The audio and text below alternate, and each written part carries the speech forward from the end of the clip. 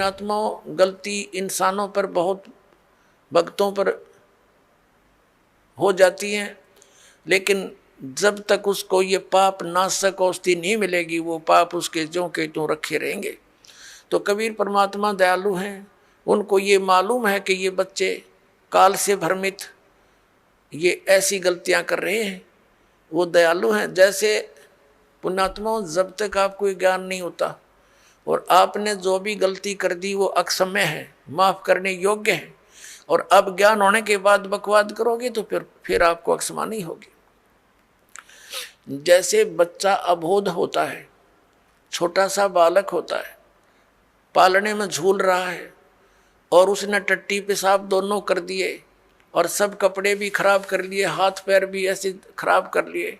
माता आती है, वो देखती है कि इसने सारा कुछ बिगाड़ दिया काम, लेकिन वो उसे अक्षुब्ध नहीं होती, नाराज नहीं होती। उसको मालूम है कि इसको पता नहीं, उसको नवावेगी, धोएगी कपड़े, स्वच्छ कपड़े पहनावेगी, प्यार करेगी, फिर दूध पिलावेगी और फिर सुलावेगी। और जब वो बच्चा बड़ा हो जा और वो कितने कपड़ा में बैठ कर टट्टी कर दे, उसका दूध रहेगी दड़ाक और बाहर पटकेगी, हन्नू कहेगी ला दो गई ना अपने आप। तो ऐसे पुण्यात्माओं, जब तक हम अबोध हैं, हमें यह ज्ञान प्राप्त नहीं हुआ, तब तक तो हम ऐसे थे, गलती करके हम अपने पापों से सने पड़े हैं। तो ये परमात्मा कबीर जी दयालु हैं, ये अपने बच्चों को धोएंगे। इन पाप नाशक दवाई है मालिक के पास, इनके पास एक मंत्र है जो दास आपको देगा, आपके सभी पापों का नाश कर देंगे, आपके प्रारब्ध के पापों का भी नाश करेंगे, आपके संचित पापों का भी नाश इस मंत्र से होगा। जैसे फसल में पहले खरपतवार हो जाता था तो उसका कोई विकल्प नहीं था, कुछ एक तो कसोले कस्सी से उसको थोड़ा बहुत खुरच देते थे, वो फिर भी हो जाता था। जब फसल बड़ी हो जाती थी तो उसका कोई विकल्प नहीं था, वो साथ ही पला करता था फसल के। अब एक ऐसी मेडिसिन खोज होगी है कि उसको फसल में डाल दिया जाता है तो खरपतवार का नाश कर देती है, फसल को हानि नहीं करती। इसी प्रकार ये मटेरियल यानी ये केमिकल और ये साल्ट पहले विद्यमान थे लेकिन खोज नहीं थी। इसी प्रकार ये मंत्र परमात्मा ने पहले ही हमारे सदग्रंथों में विद्यमान कर रखे थे, ये हाथ नहीं लगे थे। अब इसकी खोज होगी, इस दास के पास उपलब्ध है, और इसे सब पाप नाश हो जाएंगे और आपके पुण्य शेष रह जाएंगे।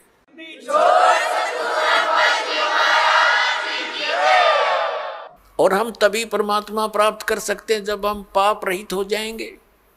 और यहाँ का विधान है ब्रह्म परब्रह्म ब्रह्मा विष्णु महेश और अन्य देवताओं का जैसे कर्म करोगे वैसा ही फल मिलेगा।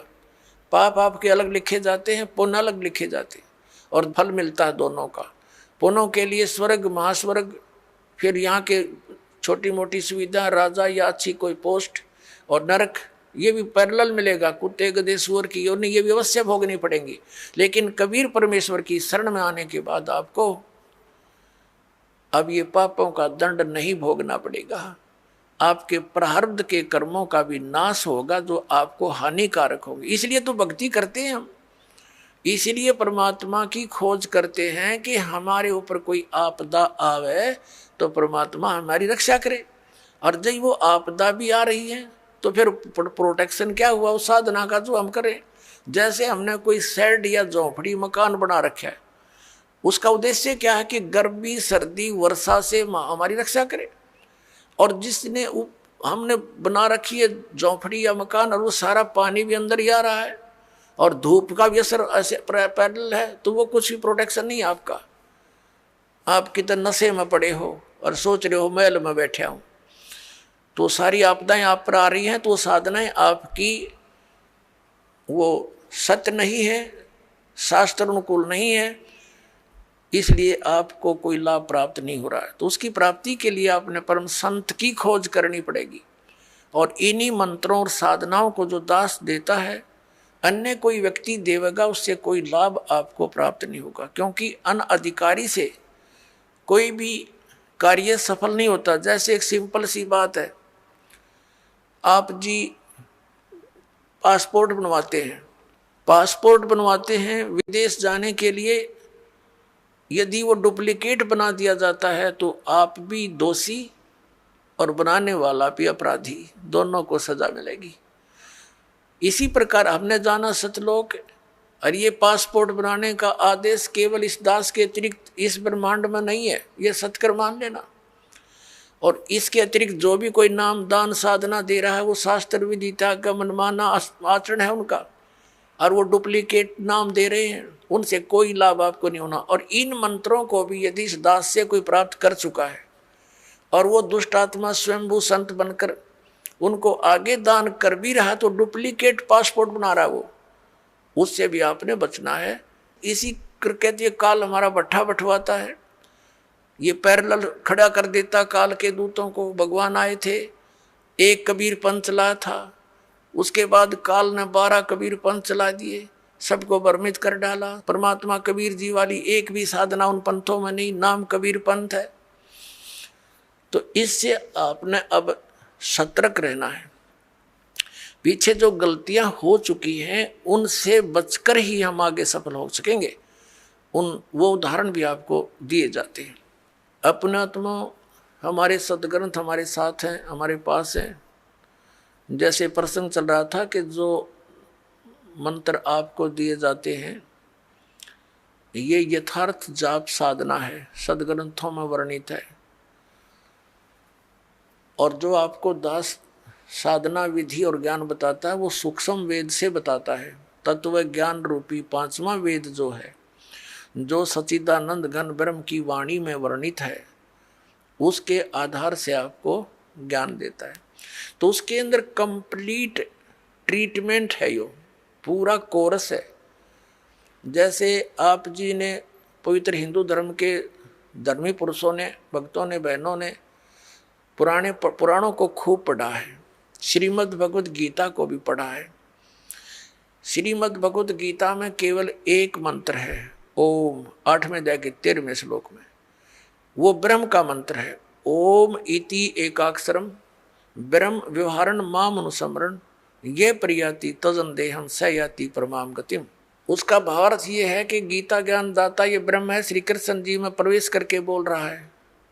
ये कह रहा है कि मुझ ब्रह्म का केवल एक ओम मंत्र है, नथिंग एल्स, ये एक अक्षर है। और इसका उच्चारण करके सिमरण करता हुआ जो शरीर त्याग कर जाता स याति परमाम गतिम, वो ओम से मिलने वाली जो परम गति उसको प्राप्त होता है।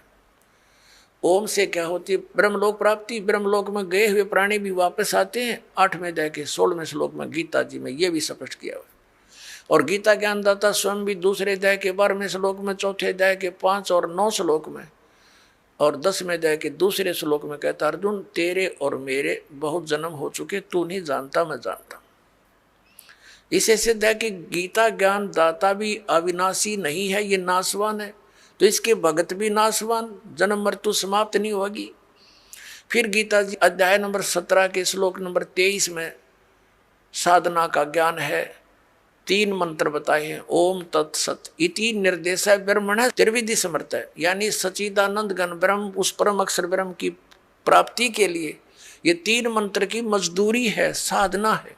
अपने आत्मा और कोई मंत्र इसमें जाप नहीं। 3 अध्याय के 10 से लेकर 15 तक श्लोकों में गीता जी में यज्ञों की जानकारी दी है, विधि नहीं बताई है, यज्ञों का लाभ बताया है। तो ये सब सारा कुछ कंप्लीट जो कोर्स आपको दिया गया है, ये कहाँ लिखा है? ये सूक्ष्म वेद में लिखा है। पुराणों के अंदर आप जी पढ़ते हो, कहीं पर हरियम नाम है, कहीं पर कलम नाम लिखा है, कहीं पर श्रम लिखा है। ये कहीं कोई जाप करने का बताया, कहीं ने किसी ने कुछ बताया।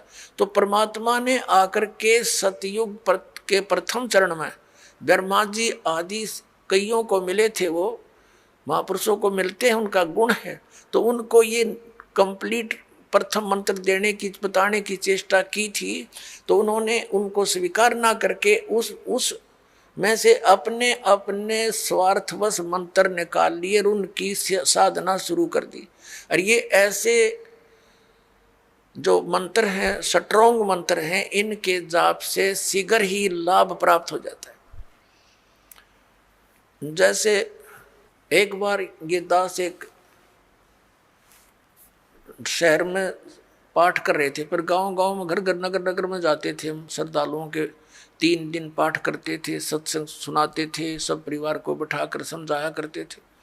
तो उनका एक पड़ोसी था, उसको बुला लिया कि आज आप भी सत्संग सुन लो, ज्ञान सुनो। सत्संग सुनने के बाद वो पास में आकर बैठ गया, 5-7 भगत थे।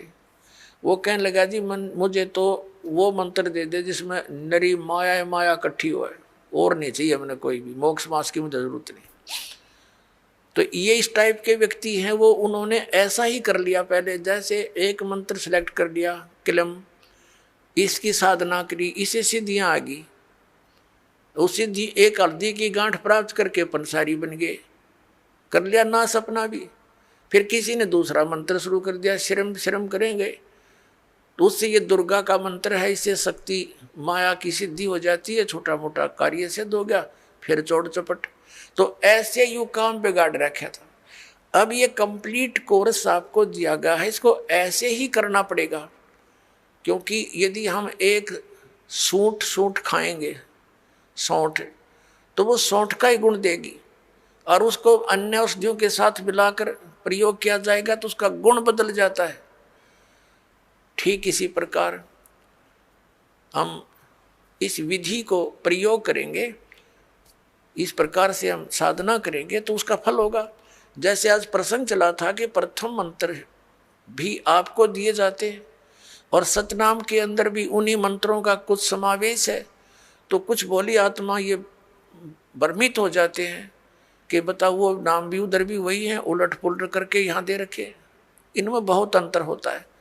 जैसे एक आयुर्वेद में लिखा है कि शहद और घी को यदि समान मात्रा में मिला दिया जाए तो विष बन जाता है, और उसको विषम मात्रा में बनाया जाए तो वो अमृत बन जाता है। जैसे 2 चम्मच शहद और 1 चम्मच घी डाल दिया तो अमृत बन गया, और दोनों 1-1 चम्मच मिला के खा लिया तो विष का काम करता है। तो इसी प्रकार वेद को पता होता है कौन सी औषधि किस प्रकार मिलाने से ये गुण युक्त होती है। तो ये दास इस अध्यात्म मार्ग का वेद है। आप एक सिंपल समझो, आप जन्म मरण रोग के रोगी हो, ये दास वो वेद है जिसको कंप्लीट कोर्स याद है इस जन्म मरण मृत्यु के रोग के नाश करने का। और आज तक या तो भगवान को ज्ञान था, या परमात्मा जिन महापुरुषों को मिले वो कौन कौन है, आदरणीय धर्मदास साहिब जी, आदरणीय नानक साहिब जी, आदरणीय मुल्कदास साहिब जी, आदरणीय दादू साहिब जी, आदरणीय गरीबदास साहिब जी, गांव छुड़ानी, जिला जज्जर हरियाणा वाले, आदरणीय गीसा दास साहिब जी, गांव खेखड़ा, जिला मेरठ उत्तर प्रदेश वाले। इन महापुरुषों की तो दास को जानकारी है कि इनको मालिक आकर मिले हैं, इनसे संपर्क साधा है, और इनको वही ज्ञान दिया जो दास को दे रखा है। लेकिन इनको थोड़ा सा एक प्रार्थना की थी भगवान ने कि तुम इन मंत्रों का जाप कीजिए, लेकिन आगे जो सतनाम और सारनाम है ये भी सार्वजनिक नहीं करना। लेकिन वो महात्मा प्रथम मंत्र का जाप देते थे, लेकिन बीच बीच के 5 नाम ही देते थे, जो आपको 7 मंत्र अब बनाकर दिए जाते हैं। इसलिए गुरु ग्रंथ साहिब में उन 5 मंत्रों का और 5 धुनात्मक शब्दों का जो जिक्र है वो इन्हीं कमलों के अंदर, सभी भगवानों के इनमें कमलों में ये धुन हो रही है। जैसे आप देखोगे राष्ट्रपति भवन में भी एक धुन चलती रहती है, और गवर्नर भवन में भी एक धुन चलती रहती है, कंटिन्यू चलती रहती है। अब तो ऑटोमेटिकली इंस्ट्रूमेंट बन के, पहले विशेष ड्यूटी लगाई जाती थी नौकरों की, वो उनके वहाँ एक विशेष प्रकार की राष्ट्रीय धुन का हमेशा चालू रखते थे। तो इस प्रकार इन सभी भगवानों के इन कमलों स्थानों पर जहाँ जहाँ ये इनके लोक है वहाँ ये धुनें हो रही है, उनका फिर हम सुन रहा है इस टेलीविज़न में, हमारे शरीर में। जैसे कोई भी कार्यक्रम कहीं हो रहा है तो टेलीविज़न पर हम यहाँ देख रहे हैं, लेकिन वो टेलीविज़न में नहीं है, वहाँ तो हम देख रहे सुन रहे हैं, वो वास्तव में कहीं और होता है। तो ऐसे ये मंत्र हैं। तो पुण्यात्माओं, जो दास आपको मंत्र देता है, जो ज्ञान देता है, ये बिल्कुल फाइनल समझ लेना। और उपदेश प्राप्त होने के बाद केवल आप दास जो आदेश आपको दे उसका पालन करना है, उसमें अग्रम मग्रम नहीं करनी, नहीं तो फिर आप भक्तिहीन हो जाओगे।